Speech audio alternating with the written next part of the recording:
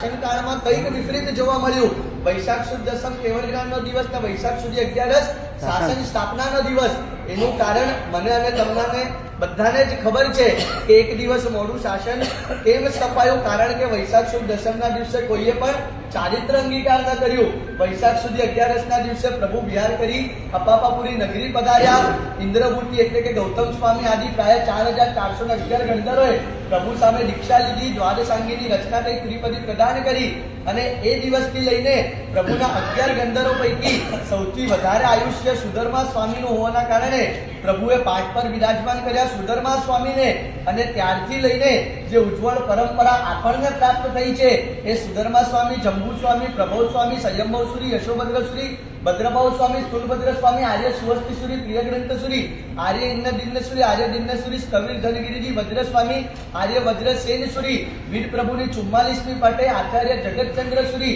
વીર પ્રભુની 28મી પાટે આચાર્ય હીર સુરીશ્વરજી મહારાજા। પછી એક સમય એવો આવ્યો ને કે આચાર્ય ભગવંતોની ખોટ આપણા શ્રી શાસનમાં પડી। એવા સમયમાં આપણા શ્રી શાસનની સુકાનીને સંભાળ્યું પન્યાસ ભગવંતોએ।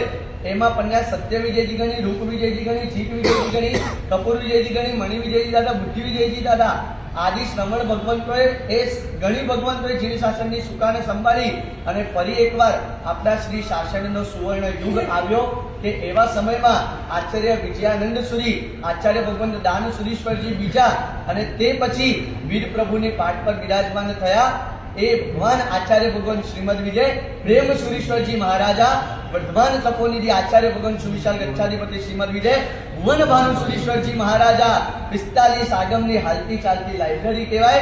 એવા સિદ્ધાંત દિવાકર આચાર્ય ભગવાન શ્રીમદ વિજય જયઘોષ સુરીશ્વરજી મહારાજા। અને વર્તમાન સમયમાં સમગ્ર જીન શાસનમાં સૌથી વધારે શ્રમણી ભગવંતોથી સુશોભિત સમુદાય અને એમના ગણનાયક પદ પર વિરાજમાન આપણા જ વચ્ચે જેઓ વિરાજમાન છે વીર પ્રભુની 79મી પાઠને શોભાવનારા પ્રશાંત મૂર્તિ, સૌમ્ય મૂર્તિ આચાર્ય ભગવાન શ્રીમદ વિજય રાજેન્દ્ર સુરીશ્વરજી મહારાજા। આ તમામે તમામ ગુરુ ભગવંતોના ચરણોમાં વંદન કરીને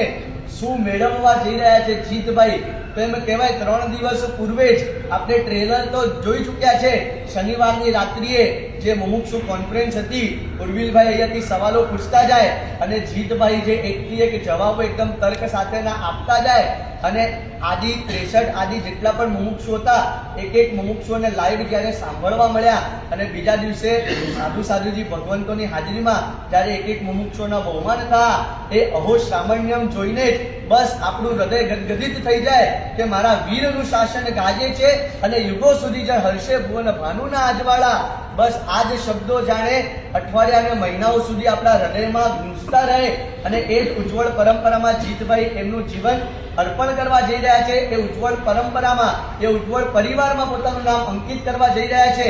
બસ એટલું જ કહીશ કે શું મેળવવા જઈ રહ્યા છે, જ્યાં 10મી યતિ ધર્મ કેનું પાલન છે, મુક્તિનું કારણ નવપદ એ અંતરમાં ધારણ છે, જ્યાં અષ્ટમાતાના ચરણે અર્પણ કરી અષ્ટકર્મનો ક્ષય કરશે, જ્યાં 7 ભયોથી નિર્ભય થશે, જ્યાં ષટકાયોના જીવોનું નિરંતર રક્ષા કરશે, જ્યાં 5 સમિતિનું પાલન કરશે, જ્યાં 4 કષાયોને માદ આપશે અને 3 ગુપ્તિ એનું પાલન કરશે, રાગ દ્વેષ રહિત જીવન પરમાત્માનું હતું એવું જીવન જીવવાનું પ્રયત્ન કરશે અને લક્ષ્ય એકમાત્ર કે સિદ્ધ પદ પર એકવધારી પદ મળે એ જ ભાવના સાથે જે સંયમ જીવન અંગીકાર કરવા જઈ રહ્યા છે। આજે એનું મુહૂર્ત લેવા અહીંયા પધાર્યા છે કે એવું મુહૂર્ત